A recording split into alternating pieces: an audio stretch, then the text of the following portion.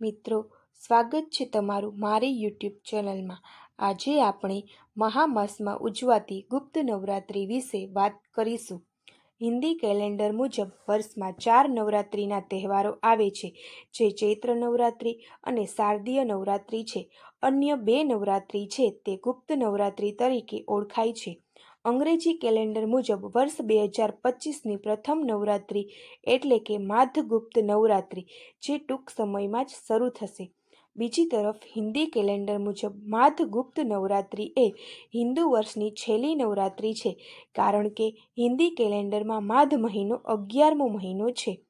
હિન્દુ નવા વર્ષની શરૂઆત થાય છે ચૈત્ર નવરાત્રિથી। માધ મહિનામાં દુર્ગા પૂજાની સાથે સ્નાનદાનનું પણ વિશેષ મહત્વ છે। માધ ગુપ્ત નવરાત્રિમાં દેવી દુર્ગાની 10 મહાવિદ્યાઓની પૂજા ગુપ્ત રીતે કરવામાં આવે છે। આ નવરાત્રિ તંત્ર મંત્રના અભ્યાસ માટે ખૂબ જ શુભ માનવામાં આવે છે। ગુપ્ત નવરાત્રિમાં દેવી દુર્ગાની પૂજા કરવાથી તમામ દુઃખોનો અંત આવે છે।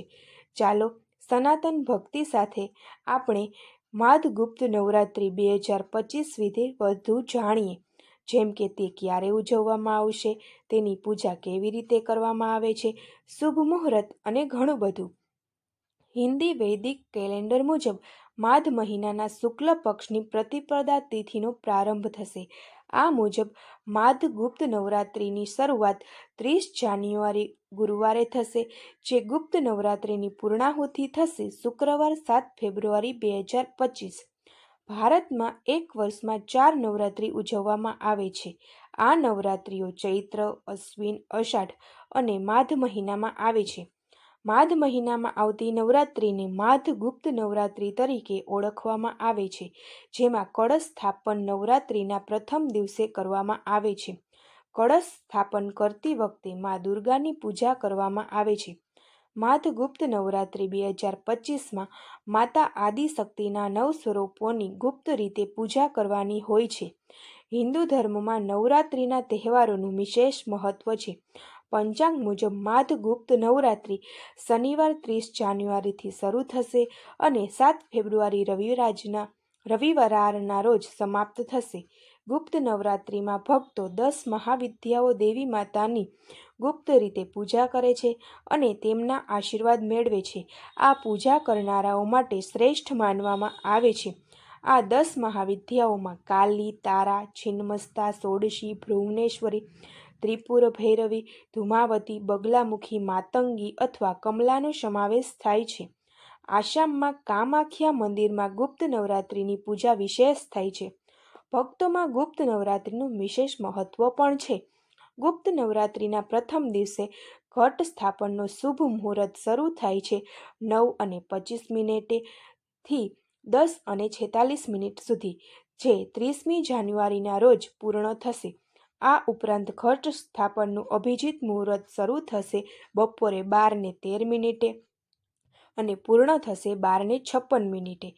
એવું માનવામાં આવે છે કે નવરાત્રિ જે અષાઢ અને માધ મહિનામાં આવે છે, તેને ગુપ્ત નવરાત્રિ નામ આપવામાં આવ્યું છે, કારણ કે આમાં ગુપ્ત દાનની સિદ્ધિ માટે સાધના કરવામાં આવે છે। ગુપ્ત નવરાત્રિમાં તંત્ર સાધનાનું મહત્વ હોય છે, જે ગુપ્ત રીતે કરવામાં આવે છે, તેથી તેને ગુપ્ત નવરાત્રિ કહેવામાં આવે છે। આમાં અઘોરી તાંત્રિકો ગુપ્ત મહાવિદ્યાને સિદ્ધ કરવા માટે વિશેષ પૂજા કરે છે અને તેને મોક્ષની ઈચ્છાઓ માટે પણ મહત્વપૂર્ણ માનવામાં આવે છે। માન્યતા અનુસાર જ્યારે ચૈત્ર દરમિયાન 9 શક્તિઓની પૂજા કરવામાં આવે છે અને શારદીય નવરાત્રિમાં ગુપ્ત નવરાત્રિ દરમિયાન 10 દેવીઓની પૂજા કરવામાં આવે છે।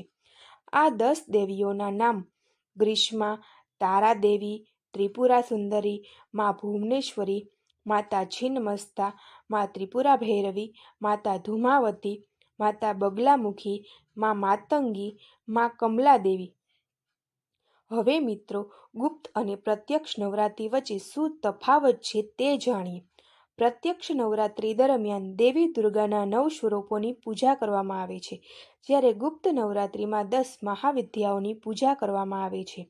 એવું માનવામાં આવે છે કે ગૃહસ્થો ગુપ્ત નવરાત્રિ ઉજવતા નથી, તે ફક્ત તે લોકો માટે છે જેઓ તંત્ર સાધના અને વશીકરણમાં વિશ્વાસ રાખે છે।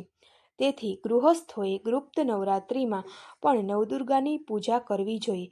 જ્યારે સાત્વિક સાધના, નૃત્ય અને ઉત્સવ મનાવવામાં આવે છે, પ્રતીક્ષા નવરાત્રિમાં આ ગુપ્ત નવરાત્રિમાં કરવામાં આવતું નથી. પ્રત્યક્ષ નવરાત્રિ સાંસારિક ઈચ્છાઓની પૂર્તિ માટે ઉજવવામાં આવે છે, પરંતુ ગુપ્ત નવરાત્રિમાં ઈચ્છાઓ પૂર્ણ કરવા અને મોક્ષ પ્રાપ્ત કરવા માટે પૂજા કરવામાં આવે છે. એવું પણ માનવામાં આવે છે કે પ્રત્યક્ષ નવરાત્રિ વૈષ્ણવોની છે અને ગુપ્ત નવરાત્રિ શૈવ અને શાક્તોની છે. પ્રત્યક્ષ નવરાત્રિની દેવી માં પાર્વતી માનવામાં આવે છે અને ગુપ્ત નવરાત્રિની દેવી માં કાલીને માનવામાં આવે છે. ગુપ્ત નવરાત્રિ દરમિયાન દેવીના 32 અલગ અલગ નામોની પૂજા કરવામાં આવે છે. આ નામોનો જાપ અને પૂજા કરવાથી જીવનના તમામ અવરોધો દૂર થાય છે અને સાધકને આધ્યાત્મિક શક્તિ મળે છે. આ નવરાત્રિ દરમિયાન ભક્તો વિશેષ મંત્રોનો જાપ કરે છે અને દેવી દુર્ગાના વિવિધ સ્વરૂપોની પૂજા કરે છે. ગુપ્ત નવરાત્રિની પૂજા વિધિ છે. ગુપ્ત નવરાત્રિના દિવસે સવારે વહેલા ઉઠો, સ્નાન કરો અને સ્વચ્છ વસ્ત્રો પહેરો. દેવી દુર્ગાને વસ્ત્ર કરો અને તેની આસપાસ કપડું લપેટો. માટીના વાસણમાં જવના બીજ વાવો અને 9મી સુધી દરરોજ પાણી છાંટો. સંપૂર્ણ પદ્ધતિ પ્રમાણે શુભ સમયે કળશની સ્થાપના કરો. કળશને ગંગાજળથી ભરી દો. માટલાના મુખમાં કેરીના પાન મૂકો અને તેના પર એક નાળિયેર મૂકો. કળશને લાલ કપડાથી લપેટીને કલવની મદદથી બાંધી દો. હવે તેને માટીના વાસણ પાસે રાખો. પૂજા કરો ફૂલો, કપૂર, અગરબત્તી, જ્યોત વગેરેની સાથે. 9 દિવસ સુધીમાં મા દુર્ગાના મંત્રો અને 10 મહાવિદ્યાઓના મંત્રોનો જાપ કરો. યા દેવી સર્વભૂતેષુ શક્તિરૂપેણ સંસ્થિતા નમસ્તસ્યૈ નમસ્તસ્યૈ નમસ્તસ્યૈ નમો નમઃ. મા દુર્ગાની સાધના કરતી વખતે જીવનમાં સુખ અને સમૃદ્ધિ માટે પ્રાર્થના કરો. 8મા કે 9મા દિવસે માતાની પૂજા કર્યા પછી 9 કન્યાઓની પૂજા કરવી, તેમને ભોજન કરાવવું, તેમના પગ ધોવા અને તેમને કોઈ ભેટ કે દક્ષિણા આપો.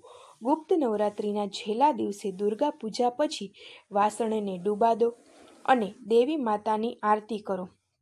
ફૂલ અને આખા ચોખા ચઢાવો અને કળશ ઉઠાવો. આ રીતે માધ ગુપ્ત નવરાત્રિ દરમિયાન કરવામાં આવતી પૂજા અને ધ્યાનથી શુભ ફળ મળે છે અને જીવન સુખી બને છે.